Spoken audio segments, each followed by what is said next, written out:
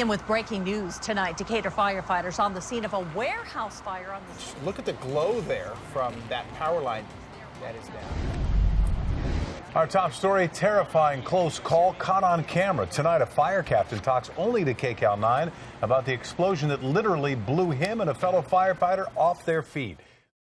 In serious, unexpected, and often dangerous situations requiring immediate action, we rely on our first responders. They are the first in line, and their safety is on the line. When electricity is involved, it adds another layer of danger to an already hazardous situation. There are many widely believed myths about electricity among first responders, but knowing what's safe and unsafe could mean the difference between life and death, not just for the victims and onlookers at the scene, but for first responders as well. Because you can't help anyone if you get hurt. I kind of grew up in a family with firefighters, so it's always been something that's been kind of close to me. And once I joined the fire department, I went on that first call, I was kind of hooked. So I wound up 19 years as a firefighter. You know, you have the big structure fires, you have the big wrecks. I have to say the ones that stick out the most are the ones that the children are involved in. That's the ones that really get you. While Keith was serving his community as a firefighter, he was also working at an electric membership cooperative. I started out with an EMC as a meter reader. At the end of the month, when we were not doing our reading, that was when they would let us go out and train with the line crew, and that's when I knew this is what I want to do. Finally got the opportunity, went out, went through the line progression up to lineman. A lot of stuff that you don't know that I learned that benefited me and as being a firefighter. How dangerous trees on a line could really be. You look at that and you just look at it as a piece of wood laying there, nothing can happen, and that's not true. It actually gets into the root systems, can run the root system, whether it's damp, whether it's dry. With my fire department background and with this, I knew all the way around, I wanted to be in training, some type of training. And the co-op I was at developed a training instructor position, and I got that job, and that's kind of where it all just started to grow from there. Keith then went on to do first responder and employee safety training for the Georgia Statewide Association, where he worked with all 41 co-ops. He now enjoys working closer to home while still sharing his passion of safety training with others. In total, he's been a safety presenter for more than 20 years. And about a year and a half ago, I went to work for Tri-County EMC as the manager of safety and training. And the management there is, their major concern is safety. When it comes to training linemen and first responders, Keith has worked in both professions, and his experience provides important insights. The first thing is they're going to have to understand a little bit of each other's jobs. Everybody always thinks that their job is more important than the other person's job, and that's a good way to feel, because that makes you better at your job. When we pull out there, each one of those jobs that are out there are just as important as the other one. They are just as dangerous as the other one. And if we watch out for each other, we work together, and we understand, okay, at this point, this is what needs to happen. At this point, this is what needs to happen. It's going to work a lot smoother, and everybody's going to go home at the end of the night. Of all of the possible emergency issues involving electricity, Keith and other experts are focusing on 5 big issues: pulling meters, downed lines, equipment contacting power lines, damaged pad mount transformers, and power pole fires.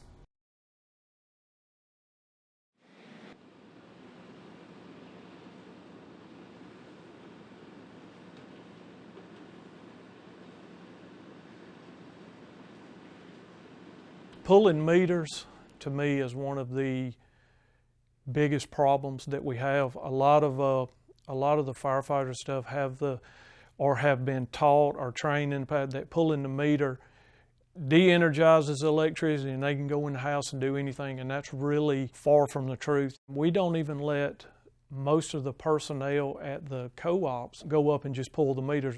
Pulling the meter all by itself may not really do what you think it's going to do. So we really recommend not pulling the meter. A lot of the meters, when you go out and you pull it, all you've done is the revenue metering is gone. If the meter is CT'd, it's still energized. People may have alternative sources of power coming into the structure. Some people sometimes bypass the meter, trying to get energy at little or no cost. Sometimes because of the situation, pulling the meter all by itself may not really do what you think it's going to do.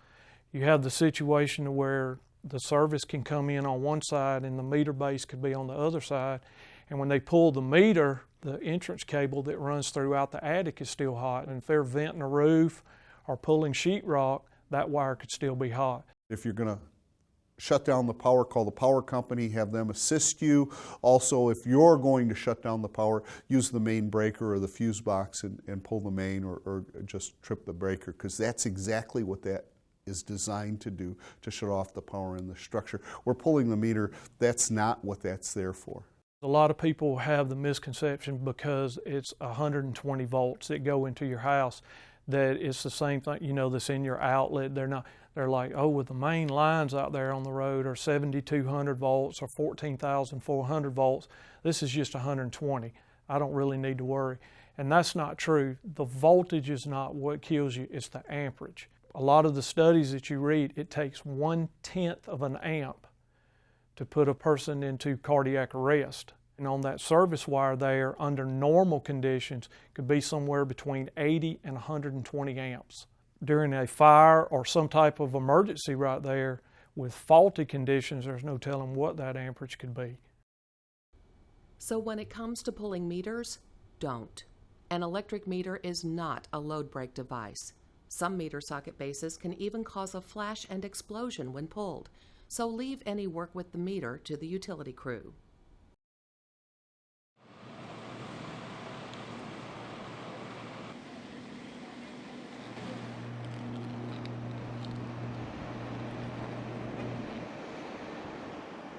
Car versus pole, that's always been a big one.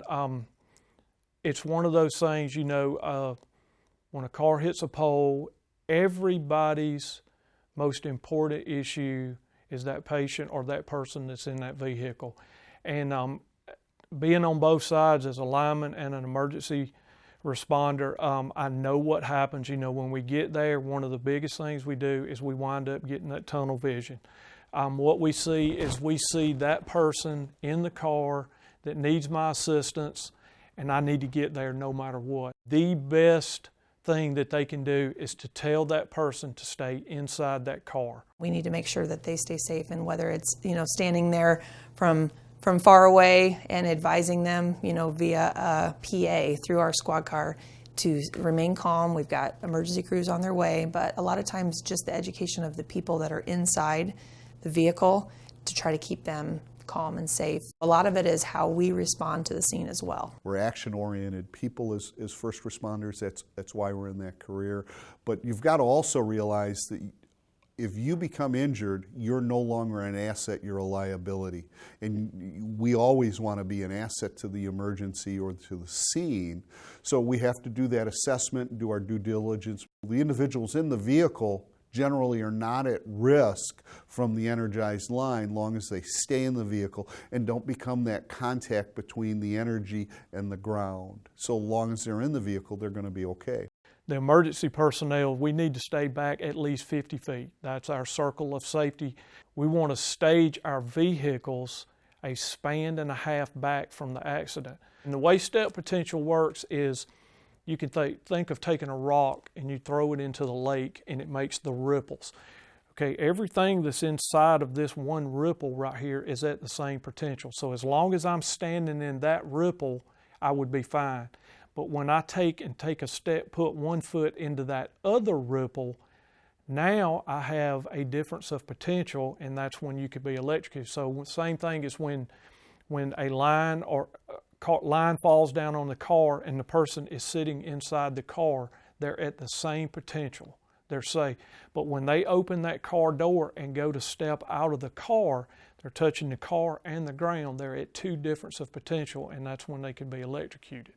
So that's the reason that we're telling them stay inside the car. I know we like to park close because our hydraulic hoses from our cutters and our spreaders and that type of stuff, we need it close, but we don't want to put that piece of equipment in there where it could just wind up being taken out of service. There's been instances where we've arrived on scene and other officers have arrived on scene at multiple crashes where there is a line down. We don't know if it's a power line, we don't know if it's a telephone line, we don't know if it's a cable line. It doesn't matter. We always err on the side of caution. You can't assume ever that that power line isn't conducting or isn't carrying a charge. And you also have to be concerned with the other lines that are part of the system, whether it's a telephone line or a cable line. Yeah, that's a cable line, yes, that's a telephone line, and it's down here. And of course, you assume that that would be no power, but what you didn't realize is 3 doors down or a half a block down, the high energy line has fallen and electrified the cable TV or the phone line. So you have to treat every line down as if it's a energized electrical line. Never assume, and you'll keep yourself out of trouble. Every year there are individuals and responders accidentally injured because they came into contact with these energized lines, not realizing the danger that they've put themselves in. A few years ago, we had a tornado that tore through Illinois, and there were multiple lines down, and we had firsthand experience where we were lined up, we set up the perimeter, we were not to let anybody come or go, including pedestrian traffic, and it was nice because we could visibly see those lines, and we knew that's nothing to mess around with. A lot of times these are during storms, water's on the ground, water's on the street. There was an incident in Madison, Wisconsin a number of years ago where a power line fell down onto the street. Some individuals got out of the bus, stepped into the water in the curb, and were electrocuted. Long as they were in the bus, were safe. They saw the people being electrocuted. They thought they could just quickly grab them. Well, you can't quickly grab them. It isn't going to go well, and it ended up being a fatal incident. When the power company gets there, they de-energize the lines are grounded, then we can go in there and start working as emergency personnel. Even when responding to timber or grass fires, be on the lookout for damage to power lines. A line could be down where there's fire or a fallen tree, and the other end of that line could also be down and dangerous. Keep a minimum 50-foot radius circle of safety from all downed lines. When power lines fall, you cannot tell by looking if they or objects they're in contact with are energized. Even if a breaker appears to be off when you first arrive, it could reclose and re-energize. When downed lines are involved, the electric utility must be contacted immediately. As first responders, when you arrive on the scene, stay in your vehicles and use them to establish and protect a minimum 50-foot radius circle of safety until the utility has de-energized the line and says it's safe to move in.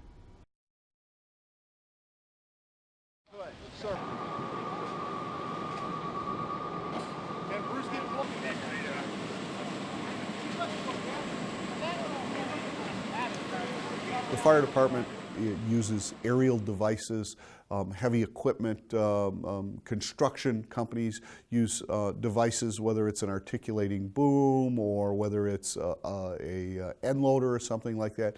A lot of times the power lines are above your head, and if you aren't cognizant to that, you aren't paying attention to that. So it's important that any time that you're working by overhead lines that you're diligent, that you've got spotters there to make sure that you're not coming too close, because sometimes it's hard to judge when you're working on the pedestal of an aerial or when you're in a end loader and you're working near power lines. It's important to have that spotter or that safety person there that can stop you from making a serious mistake. We have cranes, setting billboards. We have well drilling rigs that get into the power lines. Dump trucks are another one as they raise their bed, dumping their load, and they get into the power lines. That is one of the things. If that happens, we try to tell the fire, you want to stay on that piece of equipment. would be the same as the energized line down on the car because of the step potential. If somebody is on the ground, don't try to get on the equipment, because once again, you're touching the ground and the equipment. We're a farming community, and most of Illinois is, and anytime that we have large machinery operating in the spring and in the fall, we have that potential for somebody coming into contact, or even if they're not out on the roadway, sometimes they're within the field and they're turning and there's that contact. So it doesn't necessarily have to be a roadway accident. Just like anybody that hits a deer or hits another car, their instinct is to hop out and see what the damage is. We want to make sure that the operator or the driver remains in the vehicle. We're just going to secure that perimeter around there. The emergency responder needs to maintain that 50 feet circle of safety and basically just wait until the power company gets there to de-energize, to ground the lines, and then they'll give us the okay to move in there. We've got to be watching for not what's going on right now, but what the potential emergency can be because of the actions that we are conducting. So, power lines above us in our operation, if we lose focus for a minute, we can have an unrecoverable accident, and it only takes a minute of inattention to not be able to recover from that. Whether it's farm or large equipment, elevated lift, or your own trucks and equipment, it is vital to maintain safety clearances at all times. Keep yourself and all equipment safely away in all directions from overhead lines. Some equipment in areas require 20-foot clearances, so know the recommendations for your equipment. If contact with overhead lines is made, those in or on the equipment should stay there until utility crews de-energize the line and provide the okay for first responders to go in. Nicely put, sir.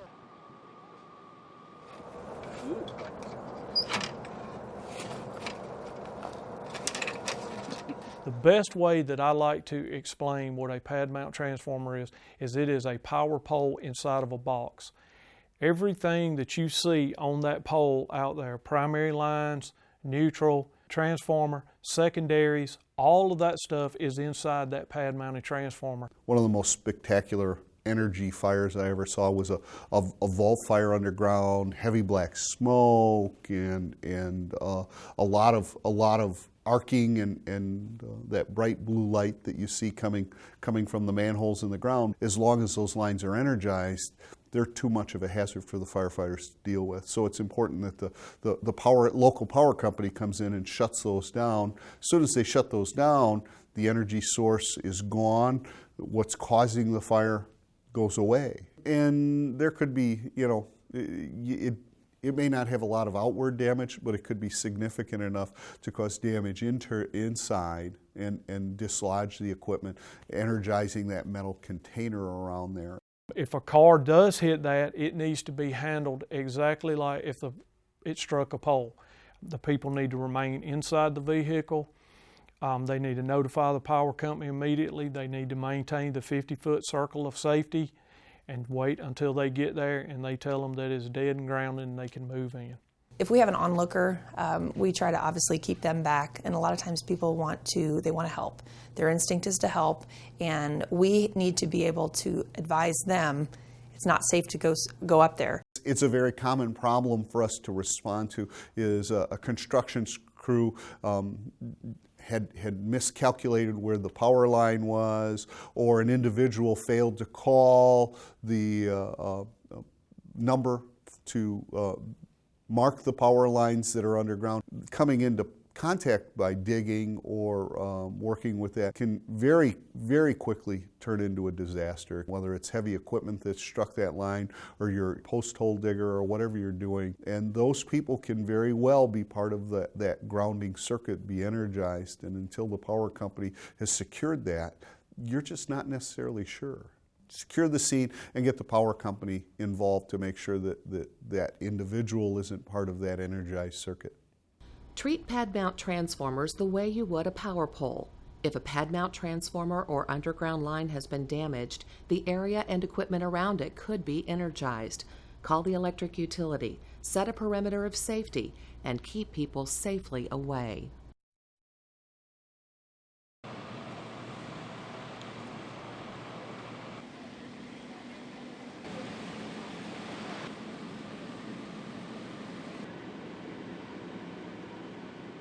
I try to train the people when they pull up, we need to look at the whole situation. Look at the, 360 degrees.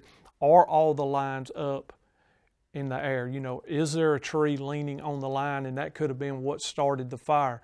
So, because it's very easy when those lines fall and get down under some leaves or something, I mean, it's almost like a rattlesnake. It's just waiting on somebody to walk through there. So we've got to examine all of that. We don't want to be spraying water. We don't want to be walking anywhere around these lines. And we've got to find out, what caused it. A lot of times farmers have controlled burns. There are different landowners that have controlled burns, and the pole itself can start on fire. Sometimes it's a slow burn, and so that pole starts to sway and it starts to drag, and those lines start to get pulled. Sometimes it's something that's it's a real quick drop, and then now you've got down lines because of a pole fire, but the landowner doesn't know, and now they're out mowing the yard, or now they're out and the kids are riding the four-wheeler or the golf cart, and now there's a potential for an accident. You could have a transformer on fire because of the oil that's in the transformer, or the pole is on fire. Again, that fire is isolated to that location. It's not going anywhere. It is not worth the risk to the firefighters or the first responders to try to contain that fire until the energy is secured. And as long as that line is energized, it's going to continue to want to burn. It's going to reignite itself. So you need to get that energy shut down. You need to get that electricity shut down to truly control that scene. Call the power company. Once the power is shut off, it's just a Class A burning material or a Class B burning material. You can very quickly respond to that and deal with that. The green poles or CCA poles that we use, in my experience, they burned from the inside out. I've seen that a lot of times, is the fire could actually be sucked into one of the checks or cracks that's in a pole, and they will sit there and they could smolder for a couple days, and then all of a sudden the top breaks out of it. I've heard stories about where they've contacted them, a week later, and the power company has gotten out there, and all of the material, the metal material, is laying on the ground. The pole's completely gone. So if they pull up on a fire and there is a pole that's involved, sits out in the middle of the field or in the edge of the woods, where they need to notify that power company and let them ride by and inspect that, because it may look like there's nothing wrong, and it could show up 2 or 3 days later. That's something that the EMC or the power company needs to make that determination. It could be something that you don't notice is still burning. So absolutely call the power company. Anytime you see something that there's a potential for the hazard, it's better safe than sorry on that one too. If you're at a structure fire or a building that's on fire, you also have to be concerned with the fact that that fire extends to an area where the power comes into the structure, heating up that area and leading to a failure of that power line. And once that energized line fails, it's going to fall into the middle of the scene, and it's going to create a lot more problems. The emergency responder needs to maintain that 50 feet circle of safety and basically just wait until the power company gets there to de-energize, to ground the lines, and then they'll give us the okay to move in there. The last thing we want is to wind up with, we have one patient to wind up with multiple patients. Once the power company is on scene, it doesn't take them 5 minutes to control the utilities and completely negate that hazard to the firefighters on the scene. From prescribed burnings that get out of control to structure fires near overhead lines, each has their own set of hazards and can cause serious damage to utility poles. Do not attempt to use water to put out a pole fire. As long as it's energized, the fire will not go out. It will simply reignite, and the base of the pole could be energized. Be aware of your surroundings and the big picture. If poles and lines are an issue, call the utility to shut off the power. Pulling meters, equipment and lines, downed lines, pole fires, damaged pad mount transformers.